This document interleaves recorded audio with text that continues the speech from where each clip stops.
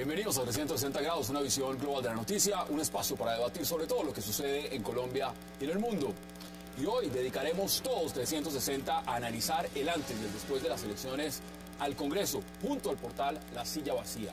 ¿Cómo llegan este domingo a las urnas el Centro Democrático, los partidos de la Unidad Nacional, los controvertidos e intocables caciques regionales, los partidos pequeños y hasta dónde están los candidatos de no mostrar luego del domingo, pero necesarios ya en las urnas? Hoy, 360 junto a La Silla Vacía hacen el análisis de las elecciones legislativas. No se muevan, que ya en segundos le damos la bienvenida a nuestros invitados.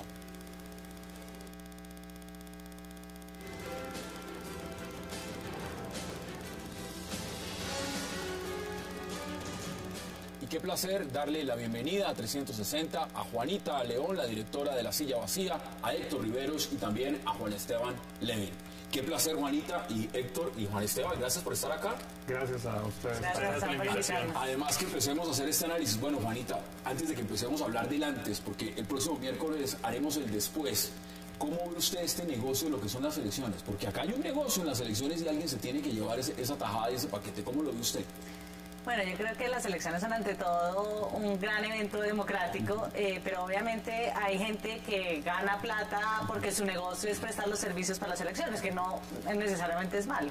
Hay otra gente que gana plata de una forma no chévere, que es vendiendo el voto, es cobrándole a los candidatos por ponerle tantos líderes o tantos votos. Obviamente esa gente, me parece que esa parte del negocio que es muy... desafortunadamente como muy prominente en estas elecciones no es tan chévere. Pero existe. Pero existe y obviamente hay unas empresas, sobre todo una gran empresa, que pues Juan es el gran experto en el tema, que realmente se ganó todo el negocio del servicio, de los tarjetones y de todo el negocio que acompaña la logística de las elecciones. Juan, ese negocio, ¿cuánto vale? ¿Y quién está detrás de ese negocio? Bueno, ese negocio, Hassan, para este año son como unos 250.000 millones de pesos aproximadamente. Nada más. Sin contar los supernumerarios, que claro, no son de una gran empresa porque son personas individuales que la registraduría contrata. Pero el gran negocio, unos 250.000 millones de pesos aproximadamente. Ese negocio lo tiene una unión temporal que se llama Disproel. Esa unión temporal la conforman tres grupos empresariales. Uno es el grupo empresarial de Thomas Gregg & Sons, que tiene una serie de empresas vinculadas a la seguridad informática, al manejo de información y documentación. Ellos son el principal, digamos, componente de esta unión temporal. También está la organización Carvajal, que todos conocemos, que es muy grande, es una de las pocas organizaciones latinas. Estos tienen, sí, solo termino. El otro es Prosegur, que son de seguridad. ¿Qué tienen? Tienen los tarjetones, tienen toda la logística, que es una logística muy grande, tienen las urnas, tienen todos los stickers, toda la logística que implica además una seguridad alrededor de las elecciones, por lo menos esa es la idea. Lo interesante no es solo que ellos tengan ese negocio, que tienen el 95% de estos 250.000 millones, un poquito más de 230.000, sino que esa misma unión temporal, con nombres distintos y con un porcentaje un poquito más acá para unos, un poquito más allá para otros, se han ganado todos los contratos similares para las elecciones atípicas de las elecciones regionales desde el año 2010 hasta acá. Todo. Todos estos similares. Y sin licitación. No, un momento, ahora explico eso. Se lo venían ganando desde el gobierno anterior, eso hay que decirlo. La última vez que se entregó en el gobierno anterior, eso lo entrega la registraduría, no el gobierno, que es independiente, eso hay que tenerlo en cuenta. La última vez que se lo ganaron en el 2009 para las elecciones del 2010, compitieron, tuvieron un competidor. Es un mecanismo que no es de licitación, sino de selección abreviada, porque la ley permite que así lo haga la registraduría y eso le baja un poquito los requisitos y lo hace más sencillo. Pero desde ese entonces, es decir, desde la primera que hicieron en 2010, nunca han tenido un competidor. ¿Y eso qué nos dice? ¿Por qué no hay competidores? La versión oficial de registraduría es porque ellos son los expertos que tienen el expertise para hacerlo. Eso puede tener algo de cierto, digamos, yo creería que, pues claro, hay una experiencia para hacer, pero varios de los competidores lo que dicen es que está hecho de tal manera que los requisitos son tan altos que nadie puede entrar a competir. Sin duda alguna, yo creo que es mejor cuando hay competencia, cuando no la hay, en cualquier proceso licitatorio similar en Colombia. Bueno, ese es un punto. Ahora, Héctor, empecemos a mirar lo que son las fichas y lo que significa esta contienda electoral. Porque aquí hay un nuevo jugador. Ese nuevo jugador es el uribismo, el Uribe Centro Democrático. ¿Usted cómo ve ese nuevo jugador? No, pues evidentemente es, digamos, el gran protagonista, es la gran incógnita y un poco lo que se define el próximo domingo es qué tan fuerte es. Digamos, el domingo, a pesar de toda la, digamos, la bulla que hay alrededor de las elecciones, se van a contestar solo 3 o 4 preguntas, no más. Una, y la más importante, es cuál es la fuerza electoral del uribismo. Y pues bueno, ahí las encuestas están señalando que puede tener alrededor del 20, incluso un poco más de los votos al Senado, lo cual serían curules más o menos eso? Yo creo que hay unas, va a sacar entre 23 y 25 curules, es decir, va a tener una cuarta parte del Senado, que es mucho, por supuesto, pero digamos, ahí va a venir a ver cómo es el juego de las coaliciones, de cómo se van a armar las mayorías en el Congreso, etcétera. Y pues un poco la expectativa es no solo cuántas curules va a tener, sino eso que va, qué impacto va a tener en las elecciones presidenciales. Yo soy escéptico sobre ese impacto, me parece que eso no va a significar mayor cosa, pero la mayoría de los analistas están diciendo que si logra tener 20 o 25, eso le puede dar un gran empujón a Óscar Iván Zuluaga, etcétera. Me parece que los ciudadanos votan con unas lógicas distintas, pero de todas maneras, pues algún efecto va a tener si logra ser la lista mayoritaria y le saca ventaja grande a los... Juanito, así como lo ve, y empecemos también a ver quiénes están ahí, quiénes son los nombres representativos, y pensemos usted en el uribismo como está planteado con una lista cerrada al Senado. ¿Cómo ve usted esa lista? No, la lista del Centro Democrático realmente tiene un candidato, que es Álvaro Uribe. Nadie va a votar por esa lista por nada diferente a que está liderada por el expresidente. Y claramente me parece que lo más importante, un poco en la línea de lo que dice Héctor, es que va a haber un poder de veto en el Congreso muy fuerte, una verdadera oposición ideológica desde la derecha, cuando realmente casi siempre la oposición ha venido desde la izquierda. Aquí habrá una oposición desde la derecha. La gran pregunta es si se van a volver como el Tea Party gringo, ¿no? ¿Qué tan a la derecha van a estar? Creo que las personas que conforman esa lista, en términos generales, son personas que yo creo que tienen una fuerte convicción ideológica y que van a estar menos dispuestas a estar haciendo transacciones clientelistas, que si me dan esta mermelada, entonces me voy a aliar con el gobierno en estos puntos, porque creo que la mayoría de las personas que forman parte de esa lista no tienen trayectoria política, no llegan... me parece, sobre todo motivadas por una ideología política en el Senado. En la Cámara es otro cuento totalmente diferente, y yo creo que son personas que están subordinadas a Álvaro Uribe. Álvaro Uribe va a decir votemos en esta dirección, y yo creo que va a haber poco debate y van a votar en esa dirección. Entonces creo que va a ser un cambio sustancial en el Congreso. ¿Y están optimistas en el pronóstico del número de curules en el Senado? Bueno, si te parece bueno que Uribe tenga tantos votos. Sí, ese es un pronóstico pesimista. ¿Es pesimista? Es optimista. Porque aquí han venido diciendo que pesimistas dicen que 12, 15. Si yo fuera optimista diría que eran 12. Depende del punto de vista de la posición política de cada quien. O sea, yo estoy diciendo lo que creo que va a pasar, no lo que yo quiero que va a pasar. Yo quisiera que se quedaran en 10, pero van a sacar más de 20. Ahora, aquí hay un talón de Aquiles en el uribismo, es decir, una cosa es que sean fuertes en Senado, ¿está pasando lo mismo con las listas en la Cámara? Sin duda alguna hay un talón de Aquiles muy grande. El uribismo es fuerte, tiene una lista de la Cámara fuerte en Antioquia. No más. Pare de contar. Yo, mirando en otras regiones... En Bogotá de pronto pueden sacar. No, yo creo que hay algunas otras regiones como en Córdoba, en Bogotá, eventualmente en el Valle, donde pueden sacar 1 o 2 curules, pero van a tener una desproporción, quizás con un mayor número de curules, sobre todo según lo que dice Héctor, pero similar a la que tiene hoy en día el Partido Verde, que tiene 7 senadores y 3 representantes a la Cámara. Mire, aquí estaba ayer el senador Roy Barreras y ya estaba diciendo en una pauta, si quiere Centro Democrático, vote por la U. Entonces, imagínese usted, ya están empezando a decir más o menos llamando el voto uribista a sus toldas. Ahora, ¿usted ve eso como un talón de Aquiles? ¿Esas listas de Cámara no van a ser tan fuertes como las de Senado? Sí, no, las listas de Cámara no cuentan realmente. Pues sí, tal vez solamente la de Antioquia y las demás sí logran sacar, digamos, arrastradas por el prestigio del presidente en Bogotá o en otras partes, pero van a ser insignificantes. Pero realmente eso para el Centro Democrático tampoco es importante. Obviamente, pues claro, sería mucho mejor para ellos tener una bancada muy grande en la Cámara, etcétera. Pero para los propósitos políticos del presidente, que es básicamente, como lo decía Juanita, tener un poder de veto, ese lo logra teniéndolo solo con los 23 o 20 senadores. Y no necesita más.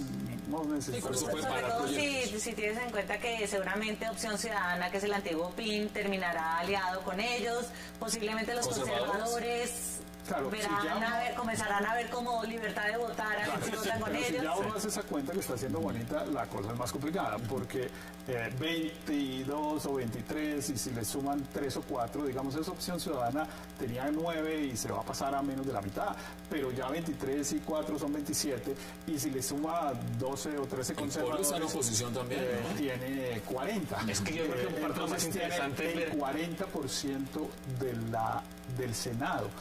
Y la Unidad Nacional puede llegar a tener más o menos 50, es decir, que quedan 50, 40 y 10 de la izquierda, verdes y amarillos, que hay que ver de qué lado van a estar. Eso los vamos a estar analizando también ahorita en minutos, pero hay un tema, es el proceso sobre el cual se basa y se fundó el Uribe Centro Democrático. Estuvo el tema de esa convención, cuestionado, ¿no? El tema de Pacho Santos. ¿Cómo ven ustedes esos elementos? ¿Hubo algún momento de crisis en ese partido o está muy consolidado y está fuerte para esta elección?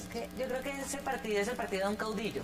¿Sí? No hay, digamos, la convención, todos estos procesos realmente, en cierta forma, son una farsa, porque ahí el que importa es Uribe, el que manda es Uribe, al que obedecen es Uribe. Y en esa medida yo creo que Uribe, después de lo que pasó con Santos, no iba a dejar que estuviera otro Santos y además con probabilidades de que lo traicionara. Él iba a poner su candidato, pues porque para eso fundó su partido. Entonces yo creo que era bastante predecible. Nosotros en La Silla Vacía lo habíamos anticipado desde hace tiempos, y él puso el candidato que él cree que es más afín no solo a sus ideas, sino como a sus lealtades, y que no lo va a traicionar y va a seguir con su programa. Y me parece que Oscar Iván ha mostrado que él es un excelente coequipero, o segundo, o seguidor. Están esperando, y lo dicen ellos mismos, a los debates, ¿no? Que pasen esas elecciones legislativas para que Oscar Iván pueda medirse ya en debates con los demás Yo creo que lo que están esperando es que un gran triunfo del expresidente catapulte a Oscar Iván en las encuestas, porque ya van a tener pues como una maquinaria más clara. ¿Ustedes imaginan eso no pasa? ¿Eso no va a pasar? No, eso no pasa. Es que los ciudadanos no están esperando que los políticos le digan por quién votar. Hay una equivocación enorme en los análisis. Y las mayorías parlamentarias no necesariamente coinciden con las elecciones presidenciales. Mire, Álvaro Uribe ganó las elecciones presidenciales en el 2002 prácticamente sin congresistas. Habían competido otros y prácticamente sin congresistas. Y casi siempre en Colombia está totalmente desatado. Mire, el Partido Liberal, para citar un ejemplo que recuerdo de memoria, sacó el 17% de la elección, de la votación parlamentaria, y sacó el 4 o el 5% claro, de la elección presidencial. Pero ahí yo creo que hay una diferencia. Yo creo que hay una diferencia, es que en ese caso se deslizaron los votos fue por la maquinaria misma que se fueron de Santos y por el efecto voto útil. Pero creo que hay un ejemplo de esas mismas elecciones que es muy interesante, que es el de Germán Vargas Lleras, quien sacó muchos más votos, él, no me acuerdo las cifras exactas, que Cambio Radical, que lo que muestra, digamos, estoy de acuerdo con esa idea general, que la gente vota por unas lógicas totalmente distintas. ¿Ustedes imaginan el repunte del Uribe Centro Democrático? Al final se han hecho varias encuestas, en algún momento la U estuvo arriba, los liberales también, que terminar en este momento a unos días de las elecciones, ¿esta lista siendo la primera? No me sorprende para nada, porque me parece que este país hay una gran fuerza que es el uribismo. Yo creo que hay una gran parte de la población que es de derecha, que está agradecida con el expresidente Uribe, que los escándalos que lo han golpeado no lo creen o no les importa, y que de alguna manera agradecen que su hijo no llegue a ser reclutado por la guerrilla, que no le pongan una bomba. Entonces yo creo que esa gratitud unida a una concepción más autoritaria que tienen muchos colombianos de querer como un papá fuerte, yo creo que se traduce en más del 20% de la población. Yo creo que es así, y me parece que ese repunte que ha tenido es porque con la pauta publicitaria él ha logrado convencer a la gente que la U no es él, que él es el Centro Democrático. Es cuando está diciendo su campaña. En realidad no es que haya repuntado, lo que pasa es que la gente ahora entiende que era el Centro Democrático. No solo eso, sabe que él es candidato, porque había gente que no lo sabía. Siempre se sabía que él iba a sacar el 25%. ¿Usted cree que este Congreso sigue lo vimos en la Silla Vacía en el 2011? Iba a sacar el 25% de los escaños del Senado. ¿Qué es lo que va a sacar? Bueno, domingo vamos a estar pendientes de eso. Ahora, tengo que concluir este bloque porque vamos a ir a la primera pausa, pero cuénteme usted, este Congreso, si gana esta lista, la lista del expresidente Álvaro Uribe, ¿es de larga duración o no es de larga duración? No, esa es una magnífica pregunta. Yo creo que con ese y otras variables, no va a terminar su periodo. No termina su periodo. El Congreso que vamos a elegir el 9 de marzo no es de 4 años. ¿Es de cuánto? No, eso sí no sé, pero no es de Pero no es de 4 años. Juan Esteban, un verdadero placer. Muchas gracias. En este bloque vamos a la primera pausa en 360 y al regreso seguiremos analizando con la silla vacía, por supuesto, todo lo que es esta previa de las elecciones legislativas con varios puntos sobre la mesa. No se vayan, ya regresamos.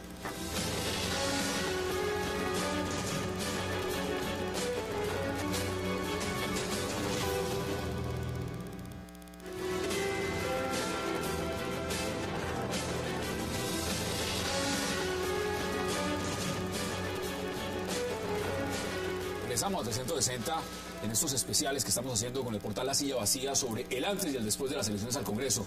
Estamos haciendo el antes, porque el después lo haremos el próximo miércoles de cómo fueron esos resultados. Y para este bloque le doy la bienvenida a Manolo Azuero. Manolo, gracias por acompañarnos. Muchas gracias, yo feliz de estar acá. Mire, vámonos de una vez al grano. Acabamos de hablar del nuevo jugador, pero hablemos de la unidad nacional. Ahí está concentrado una gran parte del poder. Están los liberales, conservadores, Cambio Radical.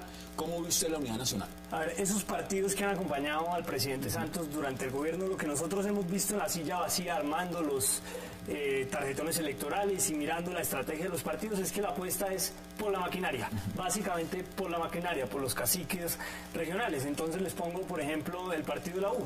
El partido de la U ya no tiene al expresidente Uribe detrás, tiene unos candidatos de opinión que han mostrado, como Jimmy Chamorro o Freddy Padilla, la hija de Gilma Jiménez, pero su apuesta grande es por los caciques políticos de siempre, por los políticos tradicionales. Musa Besaile o Ñoño Elías en Córdoba, Marisa Martínez en el Meta. Esa es la apuesta del partido de la U y del resto de partidos que han hecho parte de la Unidad Nacional. Juanita, ¿cómo ve usted la Unidad Nacional para estas elecciones legislativas? Sí, yo creo que depende un poco de los partidos. Me parece que el Partido Liberal yo creo que le va a ir bastante mejor que en las últimas elecciones. ¿Mejor que la U? Creo que le va a ir mejor que la U. Yo creo que el gran golpeado en estas elecciones va a ser la U, porque ya la gente captó que Uribe no es de la U.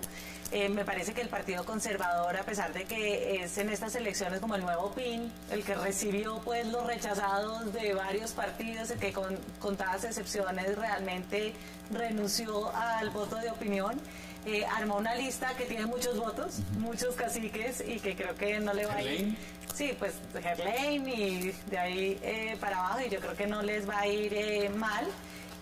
Y me parece que yo estoy de acuerdo con Manolo en que le apostaron a mucha maquinaria, pero también creo que hay unas figuras de opinión muy interesantes, sobre todo en el Partido Liberal, en que creo que encontraron sobre todo mujeres que representan otras cosas que no son maquinaria y que son candidatas muy interesantes. Pues yo no creo que Vivian Morales tenga una gran maquinaria y creo que ella representa un voto de opinión. Ahora, hay un tema y es los conservadores, y aquí podemos ir hablando de todos.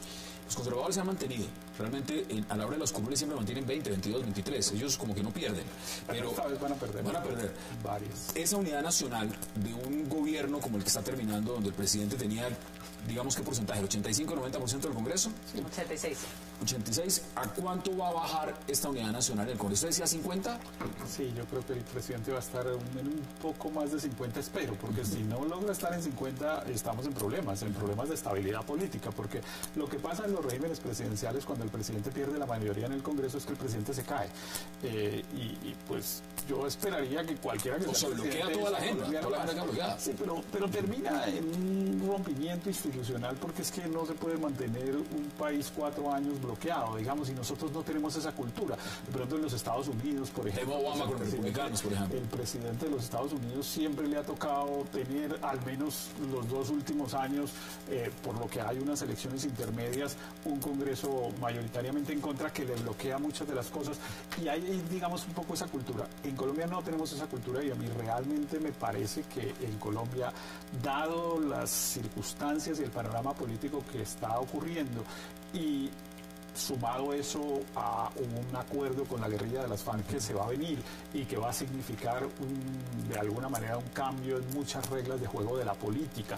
Y fuera de eso, si faltara algo de inestabilidad, lo único que se le ocurre a los asesores del presidente es proponer otra reforma política. Están proponiendo reformar como 120 artículos de la Constitución. Pero si entonces, si alguien va a tumbar el gobierno del presidente Santos, si es que lo reeligen, son sus propios asesores, porque los otros pues están en su juego. Pero si usted tiene tiene que cambiar el periodo del presidente, si tiene que cambiar la forma de elección del Congreso, si tiene que cambiar la forma de elección de los alcaldes, etcétera, etcétera, etcétera, pues lo que hay es que volver a empezar. Pues hay que aprobar una nueva constitución y volver a empezar, convocar a nuevas elecciones. Sí, pero yo creo que ahí del tema de Santos, de si puede mantener la gobernabilidad en el Congreso, estoy de acuerdo con Juanita en que la esperanza está puesta en los liberales.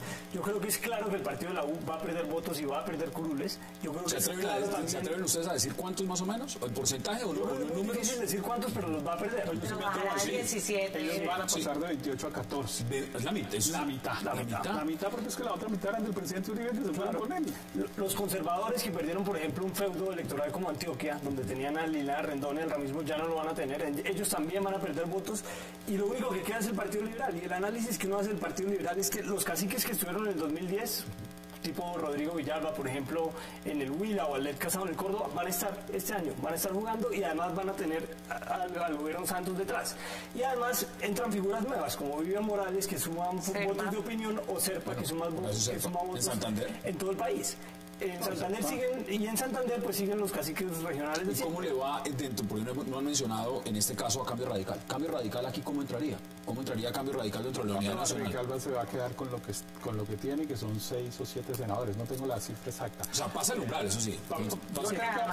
Germán Vargas le puso bastante maquinaria en el último... Sí, Germán Vargas no duerme hace 2 meses dedicado a que Cambio Radical pase el umbral para poder él ser independiente, digamos, porque él no quería quedar dependiendo de las decisiones del Partido Liberal o de la U para sus aspiraciones políticas futuras. Prefería tener pues la llave de un partido y con eso negociar. Bueno, ya está Carlos Fernando Galán, encabezando Senado, y Rodrigo Lara. Carlos Fernando Galán, digamos, es una de las buenas preguntas, pero más de chismografía que de trascendencia, es si va a sacar más votos Carlos Fernando que Juan Manuel.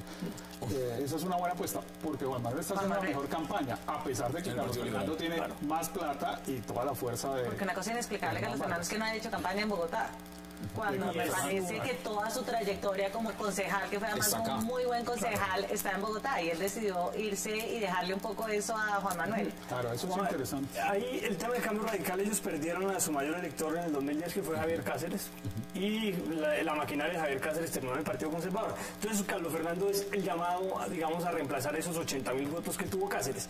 Y Carlos Fernando le contó a la ciudadanía, él no tiene fórmulas en ninguna región del país para la Cámara, que son claves, sobre todo el día electoral, para mover a la gente. Entonces su apuesta está en Bogotá, pero su campaña en Bogotá no se siente mucho. Miremos lo que le pasó a Cambio Radical con la política. Es un interrogante que no puedo hablar. Lo veo enredado. No que no vaya a salir, por supuesto, va a sacar votos, pero yo francamente creo que le va a ganar Juan Manuel por varias razones. Una, porque está haciendo una campaña rara. Eso que aquí han dicho Juanita y Manolo es absolutamente cierto. No se sabe bien a qué es que está apostando y no tiene, ¿cómo se llama?, fórmulas a la Cámara, etcétera.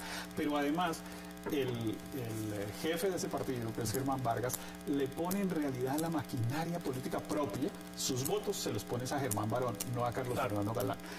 Germán Barón sale con los votos de Germán Vargas, porque Germán Barón pues, no tiene tantos votos. De la Comisión de Conciliación de la Reforma, la Belleza, Reforma a la Justicia, a ser reelecto.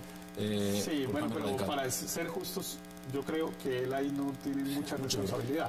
Hay otros que tienen más responsabilidad, pero él está claro que no participó en las últimas reuniones, etcétera.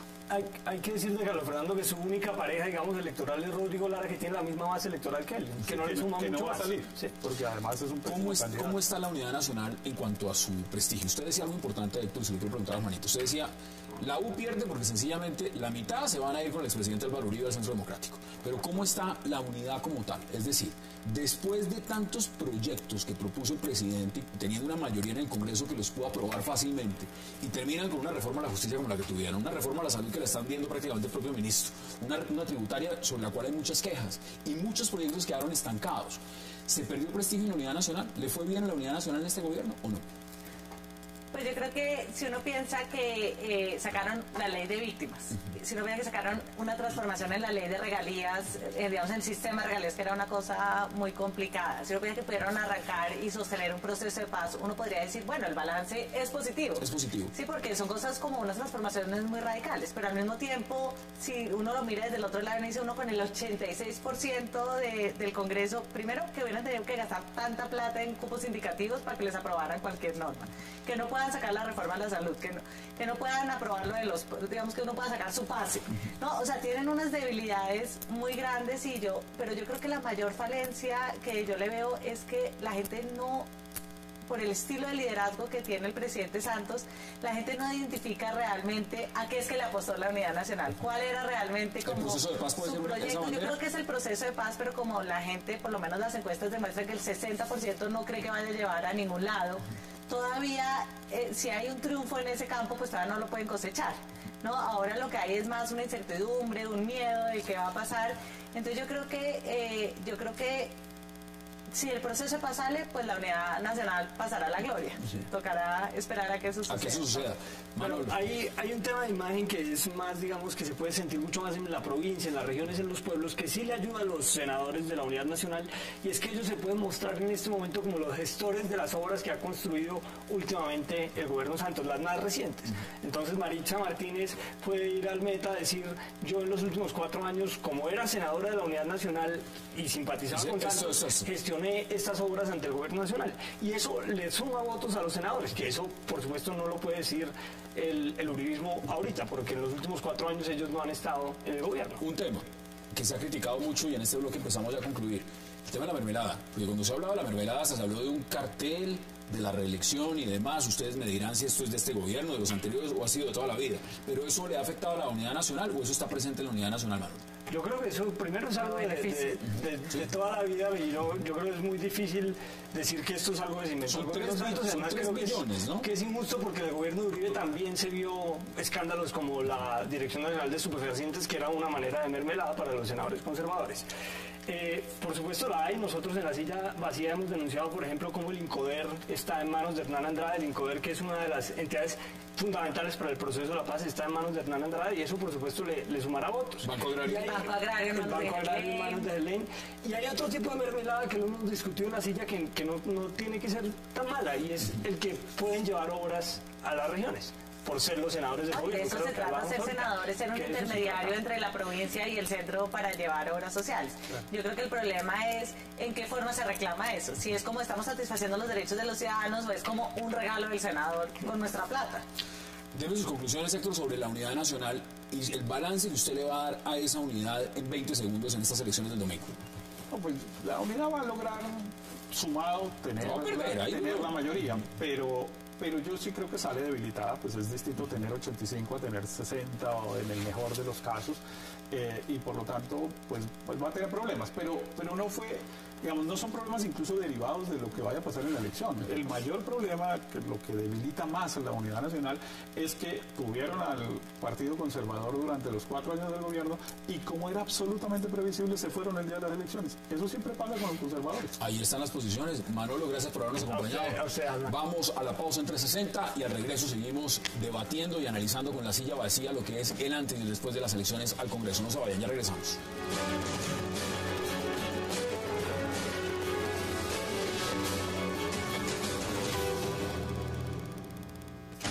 Este domingo 9 de marzo, Colombia elige senadores, representantes a la Cámara y Parlamento andino. Y Cable Noticias transmitirá minuto a minuto, con la mayor cobertura de todo cuanto acontezca en el territorio nacional, con veracidad, objetividad y profesionalismo. Este domingo, desde las 7 de la mañana, un solo canal. Colombia vota.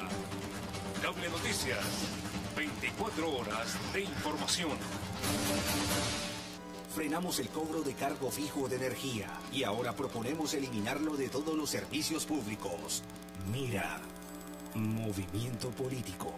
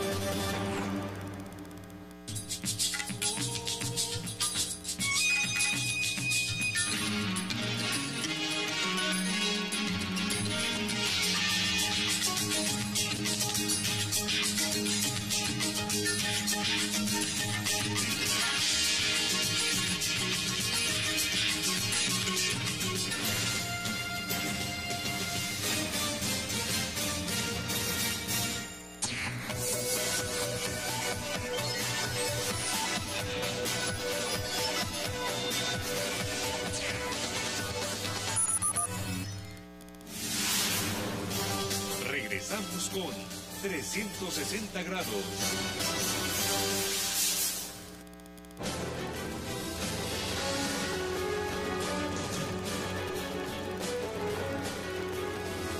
Regresamos a 360 grados en este especial con la silla vacía, haciendo el análisis, el antes y el después de las elecciones al Congreso. Y pues hemos hablado de varias cosas. Le doy la bienvenida en este bloque también de la silla vacía a Andrés Bermúdez. Andrés, qué placer.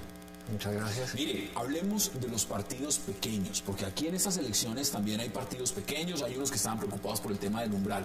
Cuénteme cómo le va al Polo, por ejemplo. Pues Que no es tan pequeño.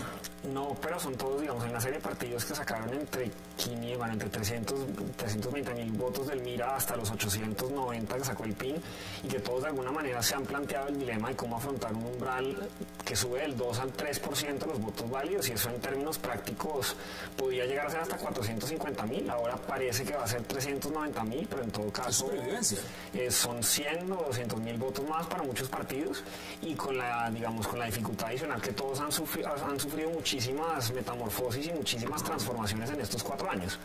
El Pueblo No Más, que se ha convertido, digamos, en el partido, uno de los más visibles en la oposición, que hizo una apuesta real en sus listas por los movimientos sociales, que tiene como una apuesta discursiva clara, perdió a 4 de sus 8 senadores. Progresistas que se fueron, ¿no?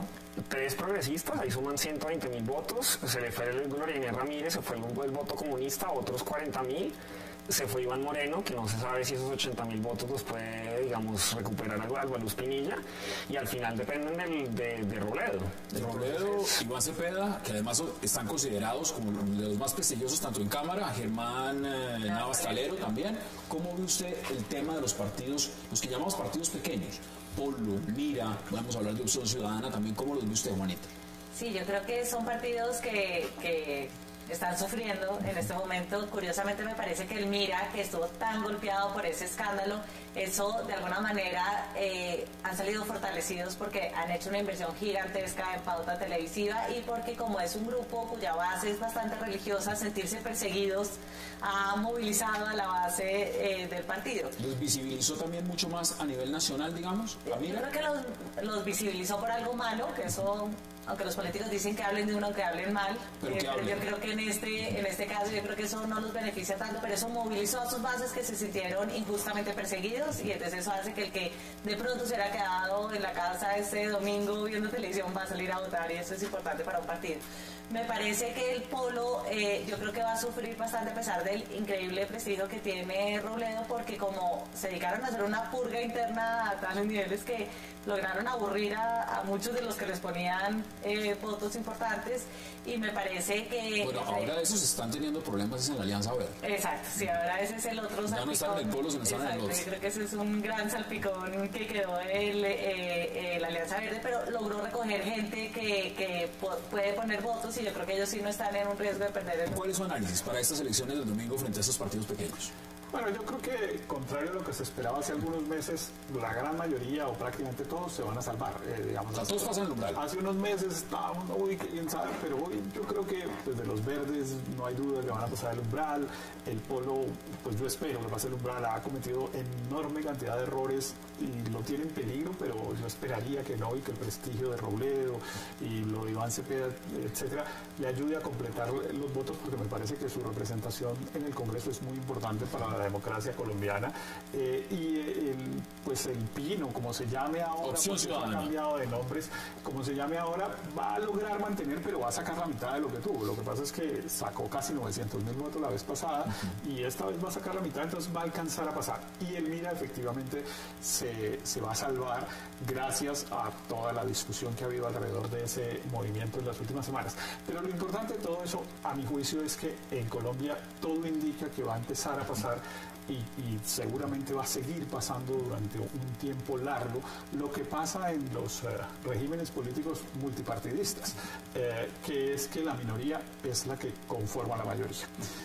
Así pasa en España, por ejemplo. En España los partidos nacionalistas que sacan 4 o 5%, los catalanes, son los que terminan siendo llamados para lograr completar los 5 para el peso que le da al partido mayoritario, y eso les da un peso político importante, y yo creo que así va a ser con los verdes, No tengo duda. O sea, son piezas fundamentales en el próximo Congreso. Yo creo, entre otras cosas, si el presidente Santos se reelige, yo creo que a quien le debería estar coqueteando permanentemente es a los verdes, porque va a necesitar esos 7 Pero bueno, votos a ver, usted para habla, que no les usted habla de los verdes, pero ¿y cómo ve el tema, antes de preguntarle a Andrés, el tema de Peñalosa? Porque es que en los verdes hay una fragmentación, ¿no?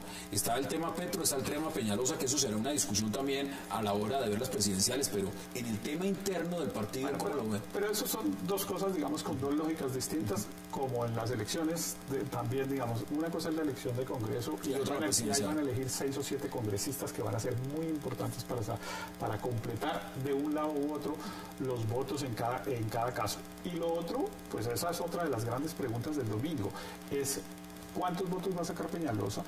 Que todo el mundo da por descontado que va a ganar la consulta verde. Y eso, por lo tanto, no es la pregunta, sino la pregunta es con cuántos votos, para saber si llega a ser una candidatura viable o no. Porque si Peñalosa llegara a sacar, por decir cualquier cosa, 1 millón de votos, pues evidentemente se vuelve una candidatura no solo viable, sino que, a mi juicio, termina ganándole a Oscar Iván y a Marta Lucía Ramírez. Pero si saca 250.000 o 300.000 votos, pues se vuelve un adorno en la campaña. ¿Cuál es ese análisis que han hecho ustedes dentro de la silla también, Andrés, de lo que es la Alianza Verde? La Alianza Verde es, algunos dicen ensalada verde, la Alianza Verde, ¿cómo lo han estudiado y analizado ustedes adentro? Pues la Alianza Verde es más difícil de ver que otros porque, aparte que es un salpicón, vienen de, muchos no se han medido a las urnas en mucho tiempo, unos han saltado, ¿no? Entonces los hermanos Ospina, ya no está Mauricio con el Polo, sino que va Jorge Iván con los verdes, y es difícil saber... Bueno, llega Claudia López, que va a estar. Claudia López, que seguramente va a estar, pero es muy difícil también medir cuántos votos tiene. Angélica Lozano pasaría de consejo a encabezar Cámara. Y al mismo tiempo perdieron a Gilma Jiménez, que les puso 200.000 votos y les llevó hasta senadores como Iván Nami, que solo sacó 10.000 votos, que eso en cualquier otro partido hubiera sido un quemado. Entonces es muy difícil medirlos, saber quiénes van a estar, cuántos votos saca Navarro. Seguramente va a ser una de las votaciones individuales más altas. Vamos a ver qué tanto jalona la lista, pero que pasa en el umbral, seguramente sí. A mí me parece que lo más interesante de la Alianza Verde en este momento es que es la nueva izquierda, ¿no? O sea, un partido que la nueva izquierda con Enrique Peñalosa a bordo. Claro, que eso es lo paradójico, pero me parece que cuando estaba Mocus era como un verdadero centro moderno. Me parece que con la llegada de los progresistas, me parece que es claramente ahora un partido que está mucho más a la izquierda de lo que estaba hace 4 años, a pesar de que Peñalosa vaya a ser el candidato, pero es un candidato cuyo partido no va a votar por él, ¿no? Entonces eso también es muy irónico, es muy irónico y creo que ver la evolución que ellos tengan en el Congreso va a ser muy interesante. Un elemento dentro de estos partidos que no lo quiero dejar pasado de lado, usted lo mencionó, lo alcanzó a mencionar, y es Opción Ciudadana, el PIN. Usted dijo 900.000 votos, sacó en las pasadas. En estas, usted dice sacan un poquito menos. Menos es... Bastante menos. Yo creo que por ahí la mitad de los votos. La mitad. Claro, porque algunos de ellos, pues bueno, obviamente el efecto de algo tiene que servir que los cojan presos, digamos. Eso no puede ser que cojan toda la bancada y que no pase nada y que sigan sacando los mismos votos o más. No, yo creo que sí se han debilitado por cuenta de los vínculos de 500.000 votos igual serían 5 senadores, ¿no? Sí, van a sacar 4 o 5.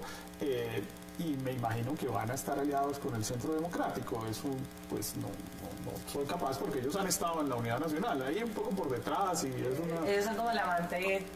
El que nadie quiere reconocer, el que está ahí, pero nadie confiesa. En Santander sigue siendo la parte más fuerte. Esa es una de las cosas más interesantes que hemos visto, y es que ellos, si tenían 2 fortines muy grandes y aparte sacaban votos en otros lugares, en el Valle va a ser el colapso total, prácticamente total del PIN, para que saquen un senador, pero tenían 3 cámaras, eso se va. En gran medida después de la pelea que hubo entre Juan Carlos Martínez y Juan Carlos Abadía. Los votos de los Abadía se fueron todos al Partido Liberal, todos los candidatos de ellos están en el Partido Liberal, y en cambio se fortaleció la identidad del nuevo PIN, digamos, en Santander, con básicamente la mano de Gil y el coronel Aguilar, está uno de los hijos de ellos. Ganaron la alcaldía en Florida Blanca y hasta con Horacio Serpa estaban tomándose fotos y bueno, tienen la maquinaria de la gobernación, tienen a uno de sus hijos, digamos, que va a repetir curul, y entonces será, yo creo que será la mitad de lo que era ahorita, pero vamos a ver qué tanto pesan en el Congreso, si pesan a veces tan poquito como lo hicieron en estos 4 años. Juanita, ¿cuál es el balance que puede uno dar de esos partidos, de los que son pequeños? Muchos de ellos, digamos, en el caso de Mira, que dicen no queremos alianzas, el Polo, que ha estado en oposición todo el gobierno Uribe y lo que va del gobierno Santos, Cambio Radical puede ser pequeño, pero ya lo analizamos. ¿Cómo ve usted ese análisis final de lo que van a hacer esos partidos en estas elecciones? Pues yo creo que son partidos que están sufriendo hasta el día de las elecciones, que van a seguramente a pasar el umbral, que creo que, como dice Héctor, en el próximo Congreso van a jugar un papel clave porque son los que van a inclinar la balanza, sobre todo si al uribismo le va muy bien. Entonces van a estar siendo muy cotizados por ambos partidos van a necesitar, ver como con quién se alían. Y entonces creo que, por ejemplo, en los temas de libertades morales, seguramente el MIRA, el PIN se aliará con el uribismo. En los temas de paz, la Alianza Verde se aliará con el gobierno. Y en lo demás, yo creo que va a estar un poco va a ser muy casuístico con quién se van a aliar en cada caso, pero me imagino que la Alianza Verde va a estar más cercana al gobierno, aunque Navarro pues ha dicho que con Santos usted lo decía, ¿no? Un partido que posiblemente no apoya a su candidato presidencial si gana la consulta, ¿no? Sí, si gana la consulta, yo creo que Peñalosa tiene como una marca propia. Me da la impresión que la gente que vota por Peñalosa siempre vota por Peñalosa en cualquier elección y que no va a necesitar tanto a su partido, pero yo creo que la mayor parte del partido se va a ir con la izquierda. En 30 segundos, ¿cuáles son sus conclusiones sobre estos partidos pequeños para estas elecciones? ¿Algún pronóstico? No, pues ya lo vimos, yo creo que salvaron, pero yo sí creo que van a surgir nuevos liderazgos ahí en esos partidos. A mí, por ejemplo, me parece que la campaña que ha hecho Antonio Navarro es una campaña bastante mala. Creo que va a sacar muchos menos votos de los que uno hubiera esperado. Digamos, si me preguntan hace un mes o 2 meses, hubiera pensado que iba a sacar el doble de los votos que va a sacar. Pero realmente a él se le ve pereza para hacer la política. Él se cansó de hacer política electoral y está ahí medio obligado. En cambio, Claudia López, por ejemplo, que es muy incierto cuántos votos puede sacar, yo no tengo duda, no, va muy bien y yo creo que, es más, tengo un poco la esperanza de que le va a ganar Antonio Navarro, pero yo sí creo que gane o no le gane, claramente va a ser la vocera de ese partido en el Congreso.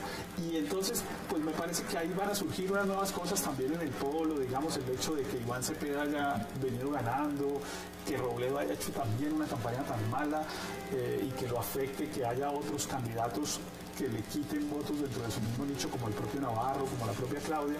Entonces yo diría que veo ahora y hacia el futuro a Claudia López y a Iván Cepeda como los grandes líderes de la izquierda.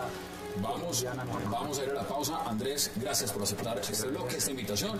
Seguimos en el análisis con la silla vacía de lo que es el antes de las elecciones al Congreso. El después será el próximo miércoles. No se vayan porque ya venimos con más análisis con la silla vacía.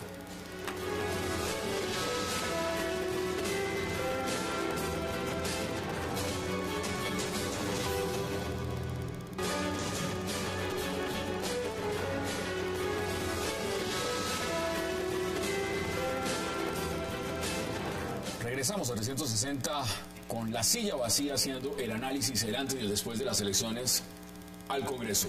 Y ahora lo que vamos a entrar es analizar, ya hablado de los partidos, de la unidad nacional, de los nuevos jugadores, pero en las elecciones siempre hay quien no se debe mostrar o quien no quiere que por lo menos sea visible. Laura Ardila, gracias por aceptar la invitación también. Buenas noches. ¿Quiénes son los de no mostrar? Bueno, yo más que decir que no mostrar, diría que son candidatos de mostrar precisamente por ser herederos de estructuras ilegales o cuestionadas. Nosotros en la silla vacía en diciembre hicimos un ejercicio que fue un tarjetón donde tuvimos como criterio principal incluir a los candidatos, aquellos que heredan votos de estructuras ilegales o cuestionadas. Ese tarjetón lo acabamos de actualizar y nos dio 26 candidatos. 26. Entre Cámara y Senado. ¿Y van para estas elecciones? Para estas elecciones, 18 a Senado y 8 a Cámara. Dígame nombres. Bueno, nombres, muchísimos herederos de cuestionados, 21 herederos de estructuras para políticos. ¿Costa Atlántica la mayoría o en todo el país? La mayoría en Bolívar, en donde hay caciques, casas políticas grandísimas como los García, los Montes, los Cáceres, Vicente Blel. Hábleme de Yair Acuña.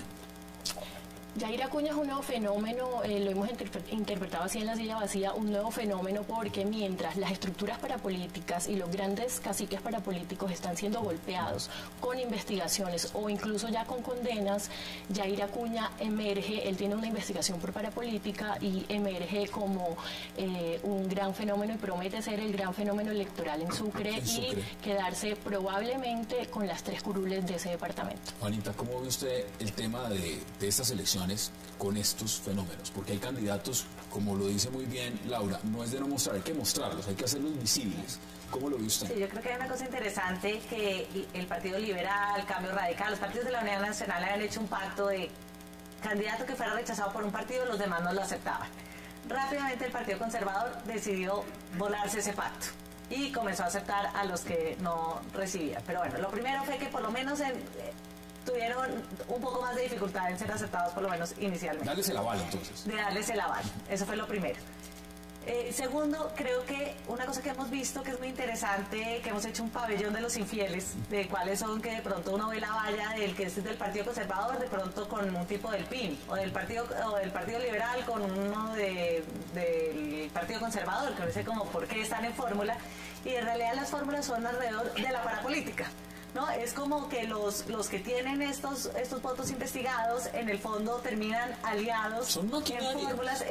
La parapolítica representa realmente un sector que no importa en qué partido está, se terminan aliados. En su análisis lo que estamos diciendo es, ¿va a haber parapolítica en el próximo Congreso? Sí, la parapolítica no está extinta, van a llegar, obviamente que los que llegan no son necesariamente ellos parapolíticos, pero heredan unos votos que fueron ganados a punta de hacer alianzas con ilegales. Héctor, ¿qué me dices tú, Laura? Bueno, agregaría, Hassan, perdón, Héctor, que al final no solo los conservadores incumplieron el pacto, todos los partidos lo incumplieron. En Cambio Radical, por ejemplo, terminaron aceptando que se dieron unas pelas en La Guajira para rechazar avales, terminaron aceptando... Les acaba de pasarlo el señor Kiko Gómez. Aceptando a la candidata de la Gata, a la candidata favorita del combo de la Gata Magangue, que es Karen Cure. También aceptaron a José Luis Pinedo en el Magdalena, que es heredero pues de votos de su padre con la política. Eso lo hizo Cambio Radical. Los liberales aceptaron a otra candidata muy afecta a Enice López Lagata, que se llama Elsie Zampayo. La U aceptó a Marta Curi, heredera de su esposo parapolítico William Montes.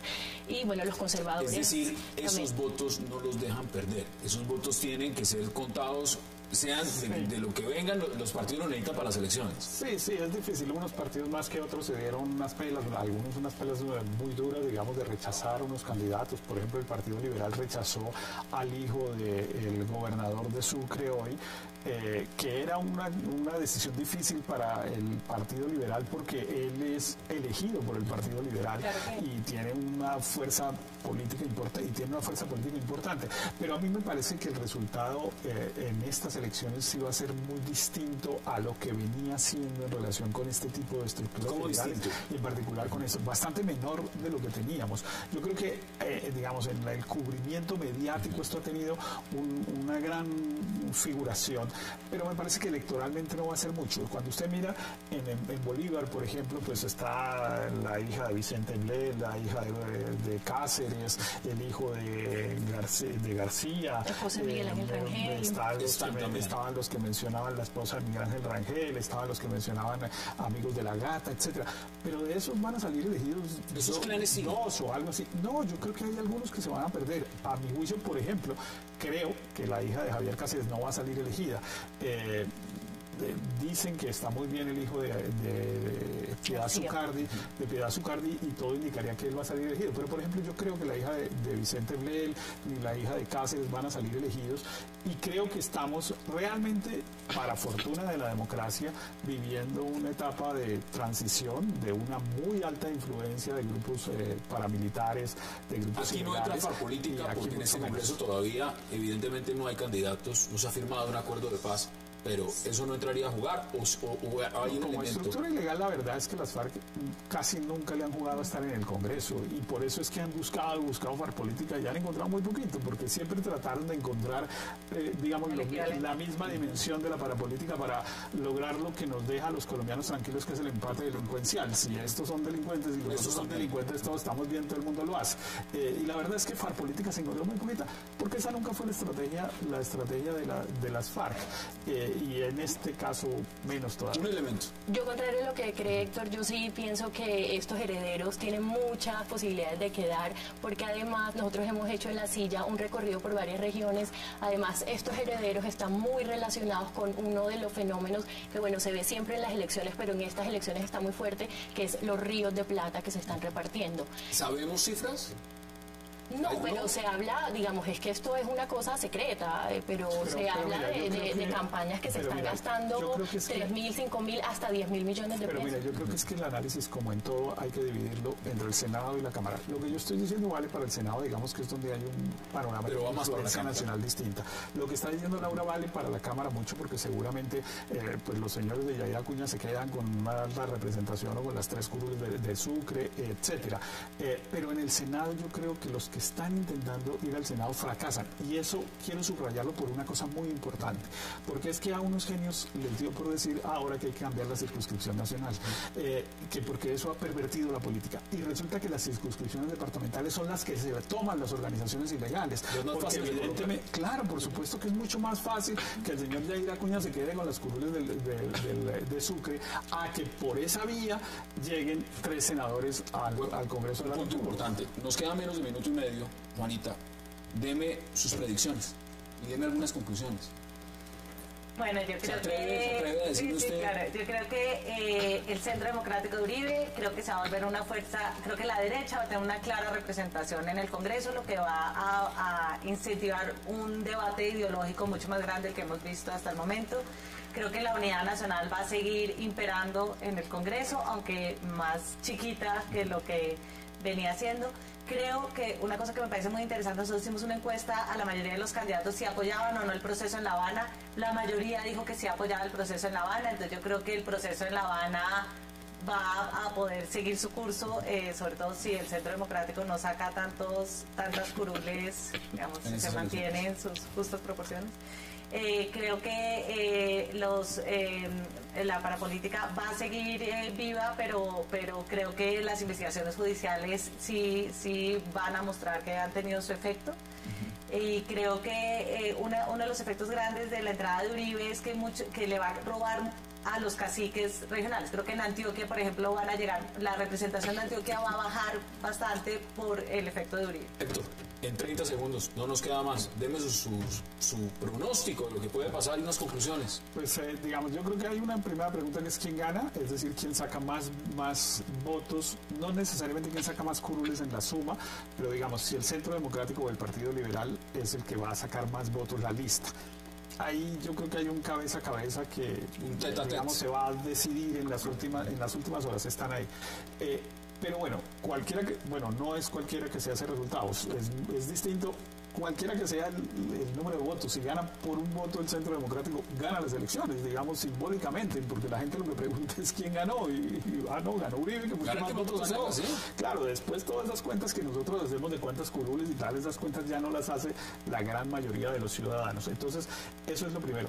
Lo segundo es que yo sí creo que si es cierto, como pareciera, como las encuestas indican, que de los partidos de la Unidad Nacional, el único que no va a perder curules, sino que al contrario va a tener un crecimiento importante es el liberalismo, pues eso debe significar algo en la composición interna de la Unidad Nacional, donde hoy el Partido Liberal pues era un partido que iba ahí un poco colinchado, porque pues claro, la U tenía 28 curules.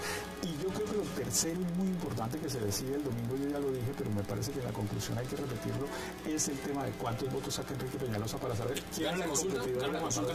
Sí, de lejos, pero con cuántos. ¿Es el ganador de la consulta? Sí. ¿Le agrego salto en 15 segundos? Bueno, yo creo que lamentablemente van a quedar herederos de la parapolítica, tanto Cámara como Senado. Yo creo que va a salir el hijo de los García, creo que va a salir Antonio Correa, creo que va a salir Sandra Yedido también, todos a Senado. Y que Yair Acuña también lamentablemente se va a adueñar de las 3 curules en Sucre. Laura, un verdadero placer. Gracias. Pues, ¿qué le puedo decir, Héctor Riveros? Gracias por aceptar esta invitación, y Juanita también. Para nosotros es un verdadero placer hacer este análisis con la silla vacía de lo que es el antes. El próximo miércoles haremos el después de esos resultados. A ustedes, gracias por acompañarnos, un verdadero placer, y recuerden, nos vemos mañana a la misma hora, 8 p.m, para seguir debatiendo toda la agenda política de Colombia y del mundo. Gracias por acompañarnos.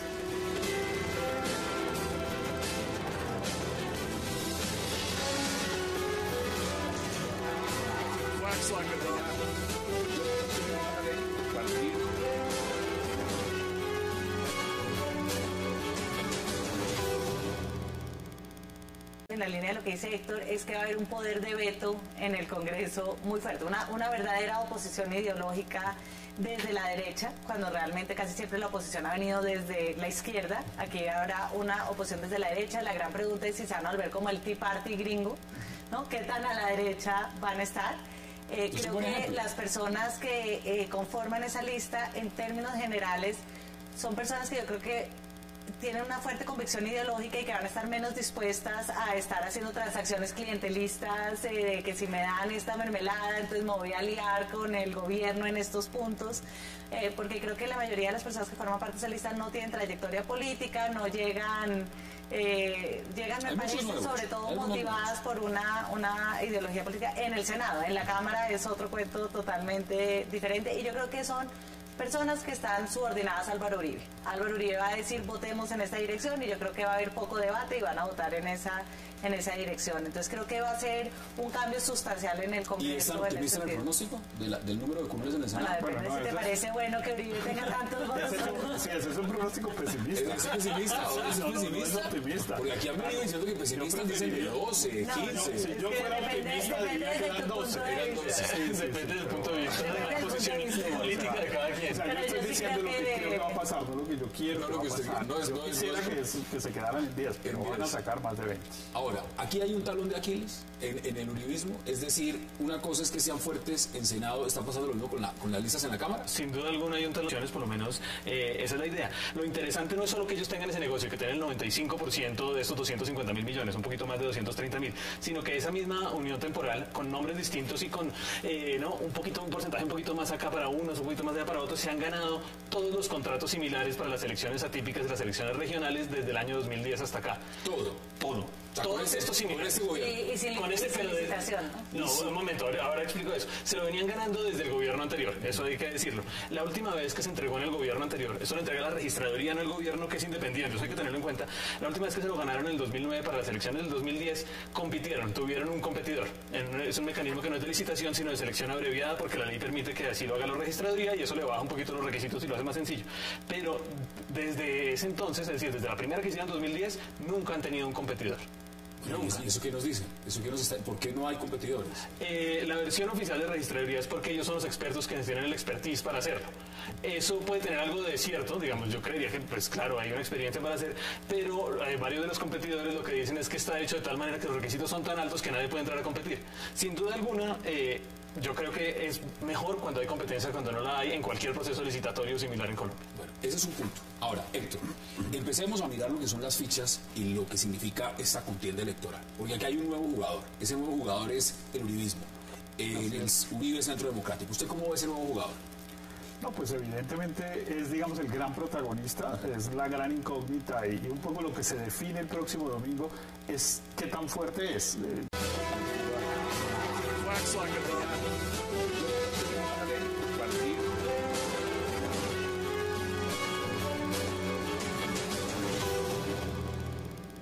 Bienvenidos a 360 grados, una visión global de la noticia, un espacio para debatir sobre todo lo que sucede en Colombia y en el mundo. Y hoy dedicaremos todos 360 a analizar el antes y el después de las elecciones al Congreso, junto al portal La Silla Vacía. ¿Cómo llegan este domingo a las urnas el Centro Democrático, los partidos de la Unidad Nacional, los controvertidos e intocables caciques regionales, los partidos pequeños y hasta dónde están los candidatos de no mostrar luego del domingo, pero necesarios ya en las urnas? Hoy, 360 junto a La Silla Vacía hacen el análisis de las elecciones legislativas. No se muevan, que ya en segundos le damos la bienvenida a nuestros invitados.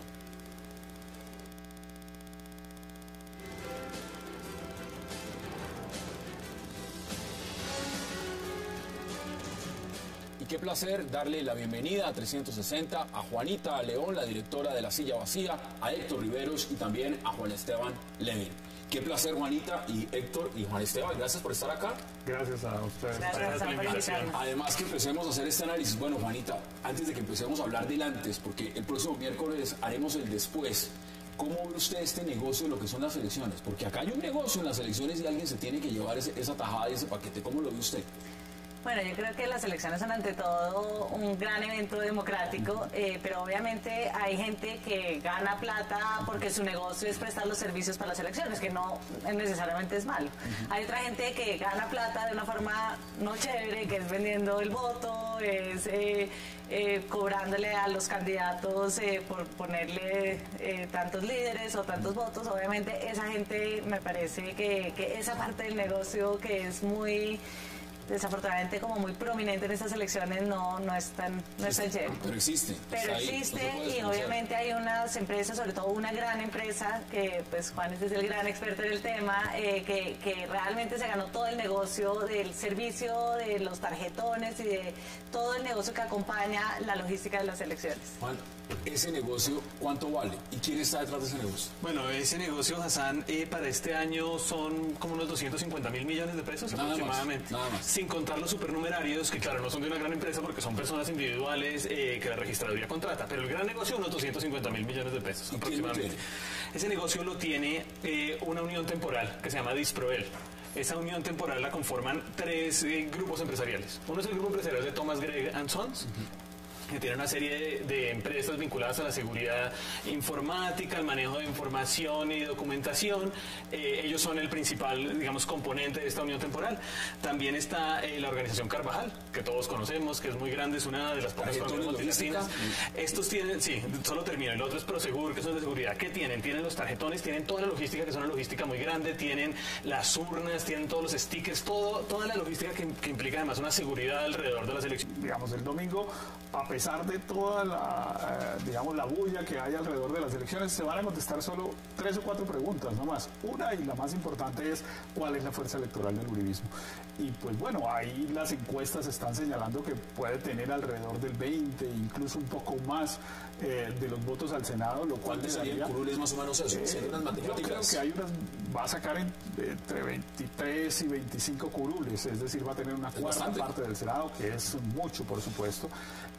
Pero digamos, ahí va a venir a ver cómo es el juego de las coaliciones, de cómo se van a armar las mayorías en el Congreso, etcétera.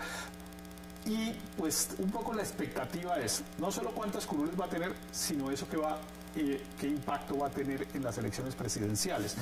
Yo soy escéptico sobre ese impacto, me parece que eso no va a significar mayor cosa, pero la mayoría de los analistas están diciendo que si logra tener 20 o 25, eso le puede dar un gran empujón a Óscar Iván Zuluaga, etcétera. Me parece que los ciudadanos votan con unas lógicas distintas, pero de todas maneras, pues algún efecto va a tener si logra ser la lista mayoritaria y le saca ventaja grande a los Juanito, así como lo ve, y empecemos también a ver quiénes están ahí, quiénes son los nombres representativos, y pensemos usted en el uribismo como está planteado, con una lista cerrada al Senado. ¿Cómo ve usted esa lista? No, la lista del Centro Democrático realmente tiene un candidato, que es Álvaro Uribe. Nadie va a votar por esa lista por nada diferente a que está liderada por el expresidente. Y claramente me parece que lo más importante,